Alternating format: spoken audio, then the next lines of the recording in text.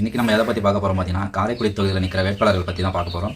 தமிழக வெற்றி கழகமும் நாம் தமிழர் கட்சி சார்பாக கூடிய நிற்கக்கூடிய அவங்க 2 பேரை பற்றி தான் நம்ம பார்க்க போகிறோம். ஃபஸ்ட்டு வந்து தமிழக வெற்றி கழகத்தை பற்றி கொஞ்சம் பார்க்கலாம். முதல்ல வந்து பார்த்தீங்கன்னா, தமிழக வெற்றி கழகம் ஆரம்பித்த உடனே அவங்க என்ன சொல்கிறாங்க அப்படின்னா, திராவிடமும் தமிழ் தேசியமும் வந்து எங்களோட இரு கண்கள்ன்றதை அவங்க வந்து சொல்கிறாங்க. இதற்கு நேர் எதிர்மாறாக வந்து பார்த்திங்கன்னா, நாம் தமிழர் கட்சி வந்து நிற்குது. தமிழ் தேசியம் மட்டும்தான் ஒரே ஒரு குறிக்கோளாக வந்து நாம் தமிழர் கட்சி வந்து நிற்கிறாங்க. இப்போ தமிழக வெற்றி கழக சார்பாக வந்து பார்த்திங்கன்னா, காரைக்குடியில் டாக்டர் பிரபுன்றவர் வந்து போட்டிடுறாரு. அவரை பற்றி கொஞ்சம் டீட்டெயில் பார்க்கும்போது பார்த்தீங்கன்னா, சொந்தமாக ஒரு பல் மருத்துவமனை வந்து அங்கே வச்சுருக்காரு. இது வரைக்கும் 1 லட்சத்துக்கு மேற்பட்ட சிகிச்சை வந்து அவர் வந்து பார்த்துருக்காரு. டாக்டர் பிரபு வந்து தமிழக வெற்றி கழகத்தில் 2025 வருஷம் பிப்ரவரி மாதம் வந்து அவரோட கட்சியில் வந்து செயலாளராக இருந்திருக்காரு. அதுக்கப்புறமா வந்து பார்த்திங்கன்னா, வேட்பாளராக வரக்கூடிய வாய்ப்பு வந்து அதிகமாக இருக்குது. மற்றபடி அவரை பற்றி சொல்லும்போது எந்த போராட்டங்களோ அரசியல் ரீதியாக வேறு எதுலையுமே வந்து அவர் பங்கு பெற்ற மாதிரி எதுவுமே தெரியல.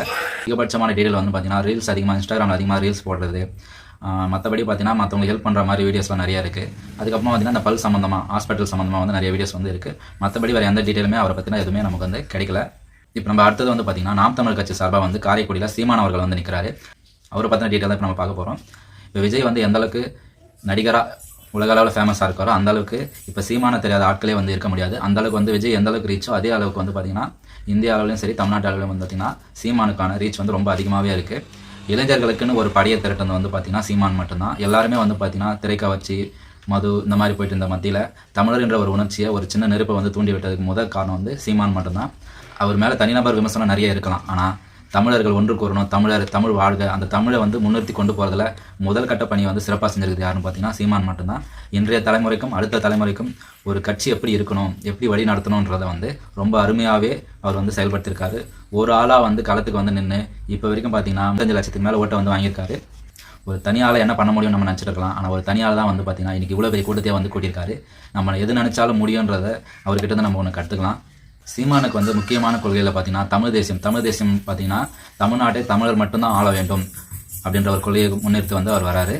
இந்த நாம் தமிழ் கட்சி எப்போ வந்து உருவாக்குறாங்க பார்க்குறீங்க அப்படின்னா 2010 மே 10 வந்து பார்த்திங்கன்னா இந்த கட்சியை வந்து தொடங்கியிருக்காங்க. இது வரைக்கும் 14 வருடங்கள் ஆயிருக்கு. நாம் தமிழ் கட்சி சீமான் இது வரைக்கும் எத்தனை போராட்டங்களில் வந்து பங்கு பெற்றிருக்காருன்றதை சிலவற்றை வந்து நான் சொல்கிறேன். அதில் வந்து மீத்தேனுக்கு எதிராக வந்து போராட்டம் பண்ணியிருக்காரு. கேரளா, கர்நாடகிட்ட வந்து நமக்கு வந்து தண்ணி சம்மந்தமாக வந்து அவர் போராட்டம் பண்ணியிருக்காரு. அரசு பேருந்துகளில் தமிழ்நாடுன்ற வார்த்தை சேர்க்கணும்னு சொல்லிட்டு இப்போ வந்து போராட்டம் அதிகமாக பண்ணிட்டு இருந்தாங்க, நீங்களும் பார்த்துருப்பீங்க. அதுக்கு அடுத்தபடியாக ஆசிரியர்களுக்கான போராட்டம் பண்ணியிருக்காரு. நிறைய மாநாடுகள் வந்து நடத்திருக்காரு. பரந்தூர் விமான நிலையம் வரக்கூடாதுன்னு சொல்லிட்டு போராட்டம் பண்ணியிருக்காங்க. மேய்ச்சல் நிலம் மீட்புக்காக போராட்டம் பண்ணியிருக்காங்க.